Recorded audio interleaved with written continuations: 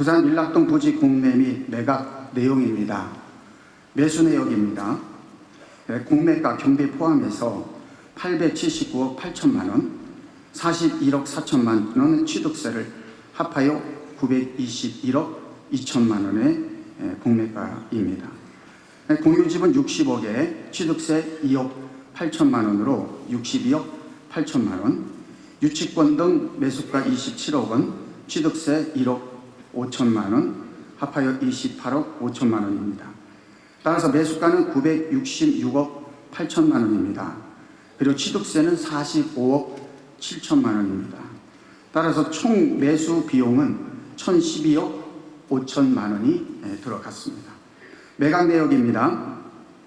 매각 금액은 공매집은 1,100억, 공유집은 63억 원을 포함해서 1,163억 원에 매각하였습니다.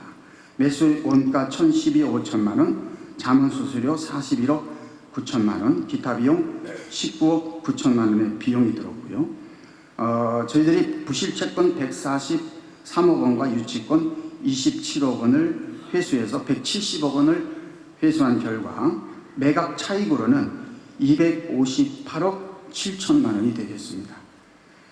이 사항은 가입자회에서 추천한 외부 감사 삼독 회계법인의 검토가 완료된 사항입니다. 현재 우리가 이사회의 설명을 들으면 연금재단이 이 일을 진행하는 데 있어서 전혀 하자와 문제가 없는 것처럼 저희는 보입니다.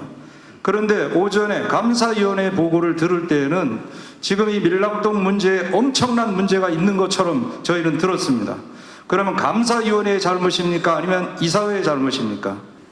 공매에 참가하게 되었을 때에는 조금 전에 PPT에 띄워놓았던 그 공고안에 보면 분명히 인허가 문제, 그 다음에 유치권 문제에 대한 그 8번에 분명히 명기되어 있고 저희들이 현장 방문을 여러 차례 하고 사진까지 다 찍었습니다.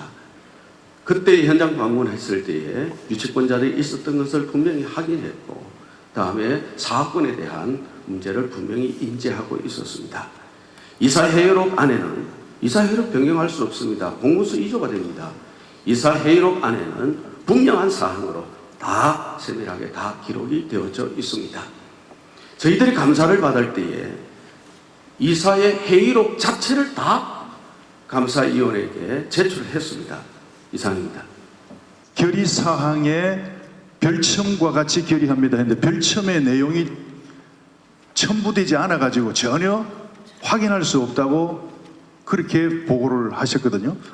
이 이사회 결의가 없다는 사실, 중대한 변경 사실이 있을 때마다 이사회 결의를 하여 기록을 남기고 그리고 그것을 나중에 이어받는 사람들에게도 참고가 되어야 되는데 그 세 번의 결의가 확실히 근거가 없다는 사실 곧 감사위원회에서 답변해 주시고 우리 이사회가 사용한 판공비라든지 활동비라든지 회의비라든지 정책비라든지 등등 여러 가지 이 사항을 일부분만 지금 감사위원회가 보고를 하셨는데 감사위원회에서 그 내용을 좀 상세하게 설명해 주셔가지고 우리는 견제와 감시를 해야 되기 때문에 공문으로 연금재단에 이 사항을 좀 밝혀달라고 알렸음에도 불구하고 연금재단 이사회에서는 전혀 반응이 없었습니다. 보고서 11쪽 답변입니다. 연금재단 이사들이 연금재단을 위한 노력을 하고 있음을 잘 알고 있습니다. 그러한 노력에도 불구하고 이사진들의 지급되는 회의비, 여비 등이 상식선을 넘어 과도하게 지출된 것은 시정할 부분이라고 여겨집니다. 그리고 특히 이사장은 총 연 3,900여만의 경비를 지급받았다니 여기도 마찬가지입니다. 회의비, 여비, 업무 추진비, 제가 법인카드가 저도 법인카드를 써봤기 때문에 분명히 법인카드가 있을 것이라고 법인카드 내역을 가져오라 했고요. 여기 다 있습니다. 그 다음에 이사장님은 따로 법인카드를 쓸 듯 해가지고 이사님 법인카드 사용 내역을 봤습니다. 지금 얘기한 앞에 있는 다 내용이 다 좋다고 합시다. 200억에 대한 것을 100억은 사업하고 그 다음에는 100억은 시작하면 주고 사업 중에 주겠다고 이야기를 하고 있는데 이 건에 대한 것은 여기에 어디에도 순위에 잡혀 있지 않습니다. 우리 잘 아는 대로 GLCT라고 하는 곳에 있어서 GLCT에 2순위로 잡혀 있을 때도 그것 때문에 받지 못해가지고 부도 처리할 상황까지 갔던 것을 우리는 잘 압니다. 그럼에도 불구하고 지금 200억이라고 하는 액수가 지금도 잡혀 있는데 어디에도 잡혀 있지 않고 질권으로 되어 있다는데 질권으로 잡혀 있는 것도 그냥 서류로만 받았을 뿐이지 3순위에도 안 들어가 있습니다. 이건 의미가 없는 겁니다. 저는 이 사회에서 이야기하고 있는 이 모든 내용에 대해서 저는 신뢰가 가지 않고 솔직한 마음으로 믿지 못하겠습니다. 저는 이 문제에 대해서 특별감사로 이것을 진행해 주시기를 원하고 1차 매각은 2018년 9월 10일 여러분들이 기억하시는 바대로 지난 총회 기간이었습니다. 매수업체 JR PMC 주식회사와 1,250억 원의 매매를 계약했습니다. 그리고 50억 원을 매매 약정금으로 수령을 했습니다. 그리고 2018년 9월 11일 총회연금재단 보고 시간에 JR PMC와의 계약 완료를 보고하였습니다. 그런데 2018년 10월 15일, 35일 후입니다. 저희들 계약 내용 제11조 다항 계약의 해제 및 해지 A블록, B블록 사업 레지던스 호텔의 별도 시기의 착공과 사용 승인 준공이 불가능할 경우에는 계약을 해지한다라고 하는 조항에 의해서 약정금 50억 원을 반환하고 해지되었습니다. 그런데 총회에서 완전 계약이라고 보고하게 된 이유는 계약 완료 후에 매수자인 JR PMC 주식회사에서 사업을 진행하기 위하여 부산시에 관련 조항을 문서로 질의를 하였습니다. 그 결과 A블록과 B블록이 동시에 준공이 나와야 한다는 답변을 통보를 받고 이 업체는 수익성에 대하여 자신들이 의문을 제기하고 동시 준공 조건을 인지하지 못한 계약 당시에 저희들은 완전 계약으로 보고 그렇게 보고를 드렸습니다. 이후에 계약금을 35일간 저희들이 보유하였습니다. 그러나 저희들이 계약금 반환 시에 이자 및 위약금을 전혀 부담하지를 않았습니다. 2019년 7월 12일 계약 인수 약정서를 체결한 후에 매수인을 TI 부산 PFV 주식회사로 변경하여 계약하였습니다. 2019년 8월 12일 제333차 정기이사회에서 변경에 관한 건을 설명을 하고 2019년 8월 30일 제335차 임시이사회에서 변경 결의하였습니다. 감사보고서 사망의 다라 등기 이전 관련입니다. 2019년 7월 19일 잔금 913억 원이 입금되어야 되지만 689억 5천만 원만 입금이 되어서 등기 서류는 접수를 하되 부동산 매도용 인감증명서는 잔금 223억 5천만 원의 입금 확인 후에 제출하기로 그렇게 하였습니다. 따라서 2019년 7월 24일 잔금 전액이 입금된 것을 확인하고 보정서류로 당 재단의 매도용 법인 인감을 제출하였습니다. 보정서류 제출 완료 시에 접수일이 등기일로 변경되었습니다. 사망의 바 수익증권이 수익질권으로 변경된 건에 대한 답변입니다. TI 부산 PFV 주식회사 그리고 국제자산신탁 주식회사 간의 연금재단에 대한 수익증권 계약 내용입니다. 매매계약에 의해서 토지대금 중 유보된 200억 원, 100억 원은 본 PF 시 7일 이내에 원리금을 지급하고 100억 원은 착공일로부터 36개월 이내에 연 8%의 유예 가산금을 포함하여 지급하기로 하였습니다. 여기에 대하여 매수자인 TI 부산 PFV의 요청으로 국제신탁에서 수익권 증서를 발급하여 이행을 보장하기로 하였습니다. 밀락동 토지에 대한 감정가가 1,570억 원이기 때문에 TI 부산 PFV 주식회사가 브릿지론을 받은 금액은 총 1,300억 원입니다. 이 중 원금 기준 1,210억 원에 대해서만 수익권 증서를 발급할 수 있게 되어 있습니다.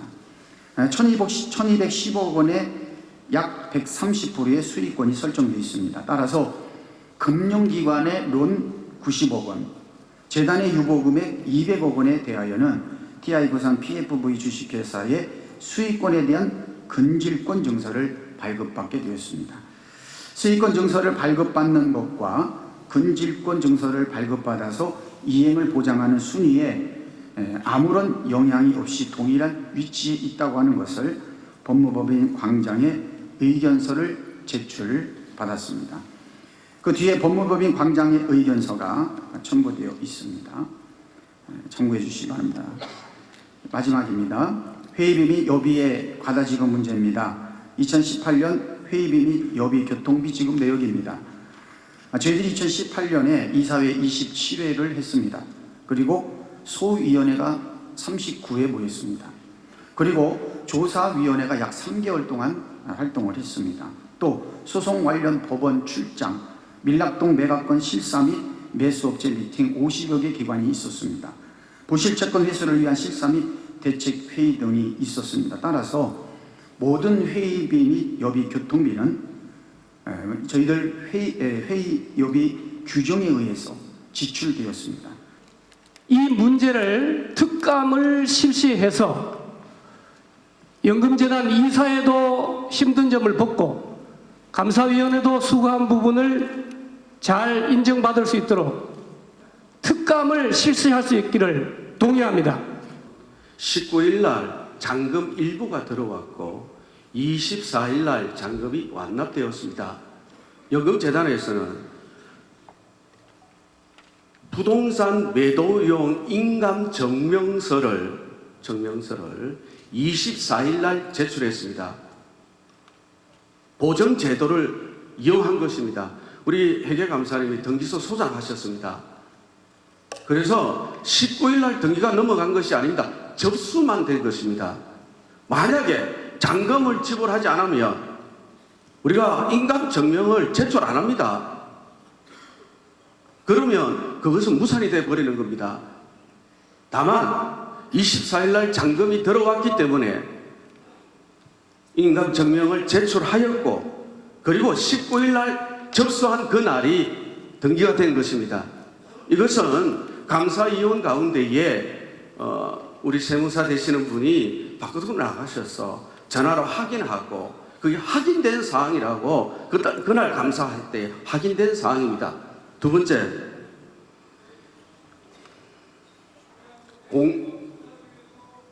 지금 말씀드리겠습니다. 110억에 대한 110억을 찾기 위하여 730억 현금을 투자를 했다.